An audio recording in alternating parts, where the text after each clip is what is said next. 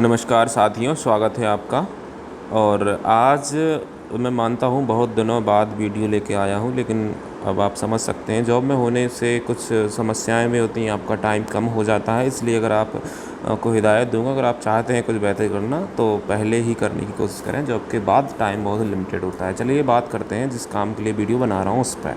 देखिए, ये कॉपी है CHSL 2020 की। ये खुद की मेरी कॉपी है। इसमें कुछ पर्सनल डिटेल्स मैं हाइड कर दूंगा, उसके बाद आपको दिखाता हूँ। इसमें मुझे जो है मार्क्स मिले हैं। देखिए, आप यहाँ देख सकते हैं। मुझे निबंध में 39 और एप्लीकेशन में 35 मार्क्स मिले हैं और 74 मेरे टोटल हुए हैं। इसमें सबसे पहले मैं आपको बता देता हूँ कि क्या क्या आपको देखने को मिलेगा, ताकि आपको वीडियो के साथ चलना चाहिए या फिर वीडियो यहीं पॉज करके बाहर हो जाना चाहिए। आप समझ जाएंगे अगले 1 मिनट में। देखिए, सबसे पहले तो इसमें ये है कि पॉइंट वाइज मैंने निबंध लिखा है 1 2 3। तो आप ये समझ सकते हैं कि जब पॉइंट्स में लिखते हैं, कुछ लोगों को ये समस्या रहती है, कुछ लोगों को डाउट रहता है कि पॉइंट में लिखने से मार्क्स कटते हैं या मिलते हैं। ये आपका डाउट यहाँ क्लियर हो जाने वाला है। मैंने पॉइंट्स में लिखा है। दूसरा चीज़ इसमें ये है कि मैंने एप्लीकेशन का जो है सब्जेक्ट जो है नहीं लिखा है, तो फिर भी मुझे एप्लीकेशन में काफ़ी ठीक मार्क्स मिल गए हैं। तो हो सकता है मुझे अच्छे मार्क्स मिलते, लेकिन सब्जेक्ट नहीं लिखने की वजह से कटे हैं। या फिर हो ये भी सकता है कि एग्जामिनर जो चेकियर था, कॉपी को चेक करने वाला, उसने सोचा कि ऑल ओवर अच्छा लिखा है तो एक छोटी सी गलती को इग्नोर किया जा सकता है। जो भी हो, आप खुद इसको तय करिएगा देखने के बाद। तो यहाँ आपको जानने को मिलेगा कि पॉइंट्स में लिखने से क्या फ़ायदा होता है, क्या नुकसान होता है। चलिए अब शुरू करते हैं। और भी छोटे छोटे डिटेल्स हैं जो मैं यहाँ नहीं बता सकता, वो कॉपी पढ़ते पढ़ते आपके साथ बताऊँगा। तो आगे बढ़ते हैं। हाँ, देखिए, ये है इसका पहला पेज है और यहाँ टॉपिक देख सकते हैं, महानगरों में रहने के लाभ एवं हानियाँ। कहने को बहुत ही सादा टॉपिक है, बहुत सरल टॉपिक है, लेकिन कभी कभार सरल टॉपिक पर भी आप अपनी भाषा पर लगाम ना दे करके एकदम से आपको लगता है मुझे बहुत ज़्यादा आ रहा है, तो आप कुछ और ही लिख जाते हैं, जो कि IMP होता है, जो ज़्यादा आपकी लेखन शैली को उभार के लाएगा, दिखाएगा, वो आप नहीं लिख पाते। तो ये इसलिए सरल टॉपिक को भी हल्के में नहीं लेना चाहिए। सबसे पहले मैंने क्या किया था इसमें, मैं आपको वो बता देता हूँ। सबसे पहले मुझे ये पता था कि मैं 2 से 3 या 4 लगभग टायर 3 दे चुका हूँ, यानी डिस्क्रिप्टिव SSC के 3-4 दे चुका हूँ मैं। इस वजह से मुझे इतना पता था कि टाइम बहुत मिलता है, टाइम की कोई कमी नहीं होती।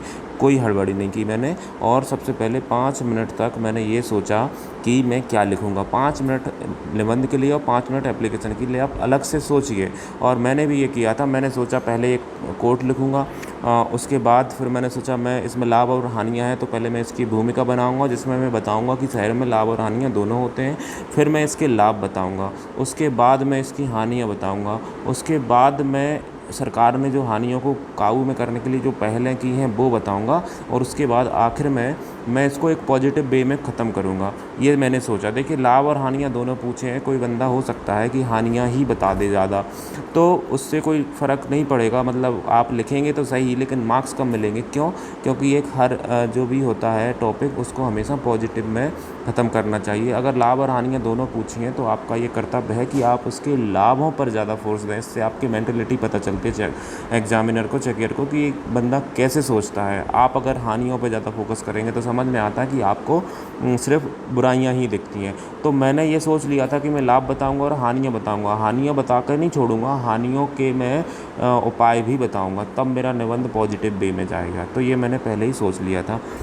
अब देखिए, एक और टिप देता हूँ कि जैसे मैंने यहाँ जो था, ग्रामीण अर्थव्यवस्था से शहरी अर्थव्यवस्था की ओर पलायन ही नगरीकरण है। ये जो है कोट मैंने ऐसे नहीं लिखा कि मुझे एक शब्द आ गया ग्रामीण या तो लिख दिया। मैंने पूरा ग्रामीण से लेकर है तक और इनका नाम पहले पूरा मेमोराइज कर लिया था, तब लिखा जाके। ये आपके लिए भी सलाह दूंगा कि आपको करना होता है, जब आप पहली कुछ लाइनें लिखते हैं ना, तो उनमें गलती अगर की, छोटी मोटी काटा पीटी भी की, तो आपका इमेज बन जाता है कि आपको नहीं आता, आप थोड़ा स्ट्रगल कर रहे हैं लिखने में इस टॉपिक पे। तो पहले 2-4 एक पेज या फिर कुछ लाइनें ऐसी होनी चाहिए कि आप वहाँ पेन द्वारा ना चलाना पड़े। तो पहले पूरा सोच लें तसल्ली से, टाइम काफ़ी मिलता है, एक एक शब्द सोच लें। हालांकि कोट आपको आता है, लेकिन कभी कभार कुछ ऐसा वर्ड जल्दी से यूज कर जाओगे तो फिर आगे उसका बैलेंस नहीं कर पाओगे उस कोट को।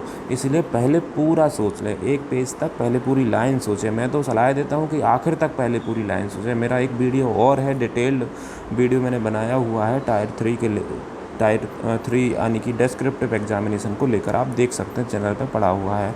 चलिए अब कंटेंट पे बात करते हैं, मैंने क्या क्या लिखा है इसमें। देखिए यहाँ लिखा है, महानगर नगरीकरण का सबसे बड़ा व्यवस्थित रूपों में से एक है। वर्तमान परिवेश में महानगरों में रहने के लाभ के साथ साथ हानियाँ भी हैं। मैंने यही बता दिया, इसी एक अपना जो भूमिका होती है जिसको प्रस्तावना बोल सकते हैं, मैंने वही बता दिया कि लाभ के साथ साथ हानियाँ भी है। मतलब इस निबंध में मैं लाभ भी बताऊंगा और हानियाँ भी बताऊंगा। तो ये आपको बता देना चाहिए कि हम क्या लिखने वाले हैं आगे, ताकि उसको एक पूरा आइडिया लग जाता है। तो आपका प्रस्तावना ऐसा होना चाहिए जिससे आपके निबंध का पूरा उसे आइडिया लग जाए कि हाँ मुझे ये मिलने वाला है, ताकि उसका एक्साइटमेंट बढ़ जाए चेक करने वाले का। उसके बाद फिर अगला पेज मैंने लिखा, अगला पैराग्राफ लिखा, महानगरों में संसाधन एकत्रित होते हैं और एकत्रीकरण से विशेषज्ञता आती है। ठीक है, उसके बाद फिर मैंने लिखा, जिसका सीधा लाभ महानगर में रहने वाली जनसंख्याओं को होता है। महानगरों में रहने के लाभ जैसे, तो मैंने बता दिया है कि एकत्रित होते हैं। थोड़ा अब मैं डायरेक्ट लाभ बताता तो अच्छा नहीं लगता, पहले पैराग्राफ में थोड़ी भाषा लिखी मैंने, फिर लाभ बताए। अब लाभ आप देखिएगा, पॉइंट वाइज हैं पूरे। पॉइंट अगर मैं ऐसे पॉइंट बना देता कि एक पॉइंट, फिर उसके बाद लाइन छोड़ के दूसरा पॉइंट या तीसरा पॉइंट के नीचे पॉइंट करता, तो मेरे पास जगह नहीं बचती। मुझे पॉइंट लिखने थे, क्योंकि मैंने यहाँ ये सोचा था कि मैं पॉइंट नहीं लिखता अगर, तो मैं पूरी समस्या नहीं लिख पाऊँगा। क्योंकि अगर पॉइंट लिखते हैं तो हमें उसको जोड़ना नहीं होता, यानी शब्द बच जाते हैं। और अगर पॉइंट नहीं लिखते तो लाइन को जोड़ने के लिए है, था, और, एवं ऐसे शब्दों को यूज़ करना पड़ता है जो आपको अनावश्यक रूप से आपके जो है बॉक्स को भर लेंगे। इस वजह से मुझे जगह ज़्यादा चाहिए थी, मेरे पास कंटेंट ज़्यादा था, इसलिए मैंने पॉइंट में लिखा, ताकि मैं एक कम समय में कम शब्दों में ज़्यादा बात समझा सकूं। तो आपको भी पॉइंट लिखना है, लाइनें छोड़ के पॉइंट नहीं लिखना है अगर चाहे लिखना तो। उसके बाद अगला है, देखिए आगे, पहला पॉइंट है रोज़गार के अधिक अवसर मिलना। दूसरा है यातायात की सुविधाओं की वजह से समय का बचत होना। तीसरा है माल ढुलाई आसान होना। चौथा, बेहतर स्वास्थ्य शिक्षा मिलना। देखिए स्वास्थ्य और शिक्षा को एक ही में डाला, क्योंकि मुझे लगा एक बार लिखूंगा बेहतर स्वास्थ्य, फिर लिखूंगा बेहतर शिक्षा, तो आमतौर पर स्वास्थ्य शिक्षा एक साथ ही आ जाते हैं, जो कि मूलभूत आवश्यकताओं में से एक होते हैं। उसके बाद पाँचवा पॉइंट लिखा मैंने, राजनीतिक गतिविधियों के प्रति जागरूक होना। ये भी एक अच्छा पॉइंट है कि राजनीतिक, क्योंकि गांव में लोग राजनीतिक रूप से जागरूक नहीं रहते। उसके बाद छठवां है अपने अधिकारों के प्रति जागरूक होना। यहाँ अधिकारों को भी मैंने जोड़ा उसमें। फिर है बिजली पानी जैसी मूलभूत आवश्यकताओं की पूर्ति के कारण। यहाँ मैं ये चाहता लिख सकता था बिजली पानी जैसी मूलभूत आवश्यकताओं की पूर्ति होगी, लेकिन मुझे लगा इसको और अच्छा बनाते, तो मैंने लिखा कि पूर्ति के कारण। जब बिजली पानी की पूर्ति हो जाती है तो जीवन स्तर बेहतर हो जाता है, तो इसको ऐसे करा। फिर उसके बाद लाइन छोड़ी, इसको पैरा चेंज किया और लिखा, उपरोक्त लाभों को देखते हुए हम कह सकते हैं कि महानगर में रहना व्यक्ति के विकास का पर्याय है। अब आता है दूसरा सिस्टम, जो नेगेटिव पॉइंट है उसका निबंध का, वो आता है किंतु इसकी कुछ हानियाँ भी हैं। आइए नज़र डालते हैं। तो मैंने पहले बोल दिया कि हानियाँ भी हैं, उसको जोड़ के रखा। ऐसा नहीं था कि पहले लाभ हेडिंग फिर हानि हेडिंग, तो वो ऑकवर्ड लगता, फिर वो निबंध नहीं हो जाता। तो इसलिए निबंध बना के रखा है उसको, और पॉइंट भी उसमें ऐड किए हैं। ये थोड़ी सी इसकी खूबसूरती है। उसके बाद है पॉइंट 1, हानियों में, महानगरों में प्रदूषण की समस्या से इसका स्वास्थ्य के लिए हानिकारक होना। देखिए अगर आप गौर करेंगे तो मेरे हानियाँ जो हैं लाभों का अपोजिट है। जैसे पहले मैंने यातायात बताया था उसमें, तो यहाँ मैंने उसको प्रदूषण पे ख़त्म कर दिया। मतलब जो जिन चीज़ों से लाभ है उन चीज़ों से हानियाँ भी हैं। तो ये मैंने थोड़ा सा अपने हिसाब से करने की कोशिश की है। जैसे नशा आदि व्यसनों की आसान उपलब्धता से युवाओं का भटक जाना आसान होना। मैंने वहाँ कुछ बताया था कि सारी चीज़ें बिजली पानी की उपलब्धता है, कुछ चीज़ें जल्दी उपलब्ध हो जाती हैं, तो यहाँ कुछ चीज़ें जल्दी उपलब्ध होने की वजह से नुकसान भी होता है महानगरों में। तीसरा मैंने कहा ग्रामीण क्षेत्रों में मिलने वाली सामाजिक सुरक्षा का अभाव होना। जो ग्रामीण में लोग सुरक्षित रहते हैं, समाज के लोग होते हैं, आपस में एक दूसरे को देखते हैं कि यार उनका लड़का ये कर रहा है, ये मत करो, तो बता देते हैं। लेकिन शहरों में ऐसा कुछ नहीं होता, आप जो करेंगे वो आप ही जाने। उसके बाद है चौथा, आपसी भाईचारे की कमी के कारण अपराधों से पीड़ित होने की अधिक संभावना होना। पाँचवा पॉइंट लिखा मैंने, महानगरों पर बढ़ते दबाव के कारण संसाधनों को लेकर महानगरीय जनसंख्या में संघर्ष का बढ़ना। जहाँ मैंने बताया कि संसाधन उपलब्ध हो जाते हैं, वहाँ मैंने ये भी बताया कि दबाव बहुत ज़्यादा है, इस वजह से संसाधनों में संघर्ष भी हो रहा है। उसके बाद फिर मैं उसको फिर से पॉजिटिव ले जाऊंगा, अभी निगेटिव हो गया मैंने बंद, फिर पॉजिटिव ले जाता हूँ। देखिए कैसे, चूँकि हम कह सकते हैं कि यदि कुछ समस्याओं को ख़त्म कर दिया जाए तो महानगरों में रहना अंततः लाभकारी सिद्ध होगा। इसके लिए सरकार ने, अब इसको सरकार पे छोड़ते हैं, सरकार की कुछ पहलें भी तो गिनानी है इसमें। तो सरकार ने अमृत मिशन, स्मार्ट सिटी जैसी योजनाओं को बनाया है। प्रदूषण आदि के लिए भी सफ़र ऐप जैसी पहलें जारी की हैं। अब पैरा चेंज करके इसको कंक्लूड करते हैं। अगर मैं यहीं छोड़ देता तो बुरा लगता, थोड़ा सा इसको ऐसा करते हैं कि एकदम पूरा हो गया। जैसे कि सरकार की पहलों में महानगरीय जनभागीदारी को बढ़ाकर महानगर की समस्याओं को कम किया जा सकता है एवं सच में महानगर निवास को विकास का पर्याय बनाया जा सकता है। इस तरीके से मैंने इसको पॉजिटिव वे में ख़त्म किया और एक परिपूर्णता इसको देने की कोशिश की। इसी वजह से शायद 39 मार्क्स मिले हैं। राइटिंग बहुत गंदी है, लेकिन फिर भी एग्ज़ामिनर ने ठीक ठाक मार्क्स दे दिए। ठीक है, मानता हूँ खुद की तारीफ़ हो रही है, लेकिन अब मुझे लगता है कि इसी वजह से मार्क्स मिले, इसलिए मैं बता रहा हूँ। किसी और की कॉपी होती तो उसकी भी तारीफ़ करता है आप लोगों को बताने के लिए। अब देखिए अगला जो है एप्लीकेशन, उसमें मैंने क्या लिखा। अच्छा, एक चीज़ और मैंने करी थी जो आपको बता दूं कि आप देख सकते हैं, देखिए आप देख सकते हैं ये जो है ना, ये मैंने पहले ही लगा लिया था चिन्ह, पहले बॉक्स को गिन के। क्योंकि कभी कभार होता है बॉक्स, अगर मान लो यहाँ 4 बॉक्स आते हैं तो आपके एग्ज़ाम में 5 आ जाए या फिर खड़े में एक लाइन ज़्यादा हो जाए तो आप जो है अपने लिमिट्स को भूल जाएंगे। इसलिए मैंने पहले सारे बॉक्स काउंट करके वहाँ एक निशान लगा लिया था, और जब मैं ऊपर था तभी मैंने समझ लिया था कि मुझे यहाँ तक लिखना है। देखिए एग्जैक्ट यहाँ तक ख़त्म हुआ है। हो सकता है 2-4 शब्द आगे पीछे हो जाते तो भी चलता, लेकिन अगर आप निशान रखेंगे तो आपको पता चल जाएगा कि अब मेरे पास बहुत कम स्पेस बचा है। नहीं तो आप हर बार गिनने बैठ रहे होंगे तो आपको समस्याओं का सामना करना पड़ सकता है।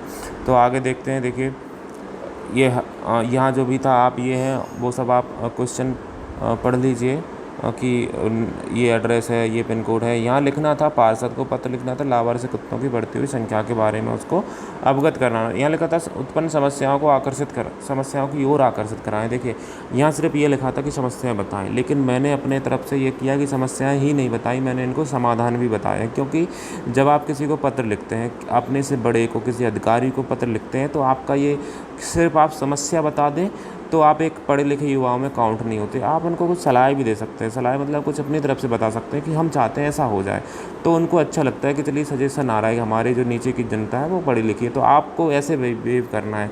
आप सिर्फ समस्याओं को ही उनके ऊपर डाल के नहीं जा सकते, आप उनके समाधान भी बता सकते। करने वाले वो हैं, लेकिन आपको बताना भी होता है। तो इसीलिए जब भी आपको सिर्फ समस्याएँ कहने को आए तो आपको सिर्फ समस्याएँ नहीं कहनी, आपको वहाँ थोड़े से समाधान भी उसमें डालने। इससे निबंध की और एप्लीकेशन की खूबसूरती बढ़ जाती है।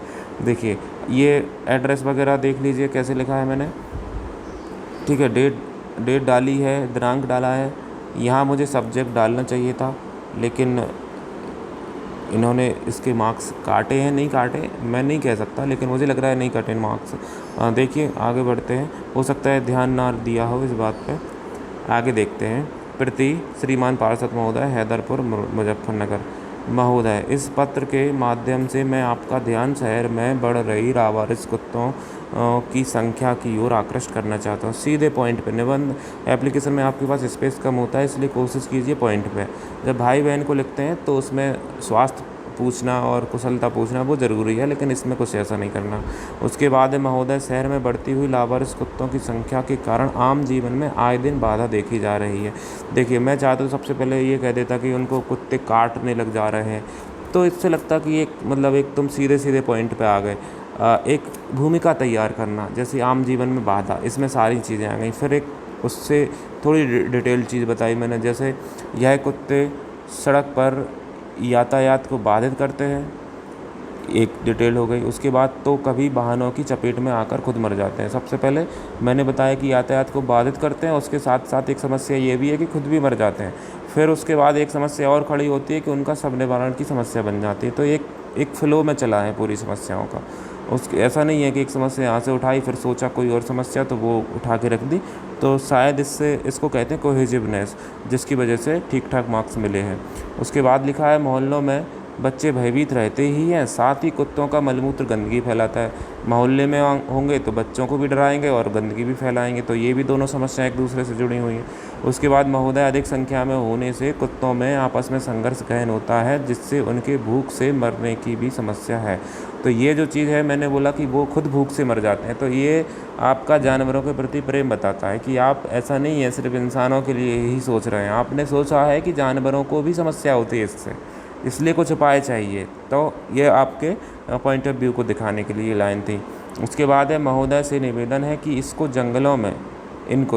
जंगलों में छुड़वाने का एवं लोगों को कुत्ते पालने के लिए प्रेरित करने आदि का काम करें। इसमें मैंने बोला जंगलों में छुड़वाएं और लोगों को भी प्रेरित करें कि वो कुत्ते पालें, ताकि कुत्तों की संख्या थोड़ी कम हो। तो ये मैंने जो है सलाह देने की कोशिश की है, तो आपकी अति कृपा होगी। और यहाँ सबसे धन्यवाद भवदीय हेमदेव, ये मैंने लिखा है। और ये मेरा निबंध और एप्लीकेशन है, और ये बहुत दिनों से मुझे टाइम नहीं मिल रहा था वीडियो बनाने का, सोचा कभी ना कभी बनाऊंगा, तो आज टाइम मिला है तो सोचा आप लोगों के साथ साझा करूं। आप कमेंट सेक्शन में बता सकते हैं कैसा ये मेरा परफॉर्मेंस आपको लगा है, पॉज करके पूरा पढ़ लीजिएगा। और बाकी इस चीज़ के लिए आपका बहुत बहुत धन्यवाद, हमसे जुड़े रहने के लिए। मिलते हैं अगले फिर वीडियो में, कोई ऐसे ही ज़रूरत की वीडियो होगी तो ही बनाऊंगा। टाइम मेरे पास बिल्कुल बहुत ही कम बचा है, कम होता है, तो कभी लगेगा कि ये चीज़ आपके साथ शेयर करनी चाहिए तो इस चैनल पे ज़रूर शेयर करूँगा। बहुत बहुत धन्यवाद।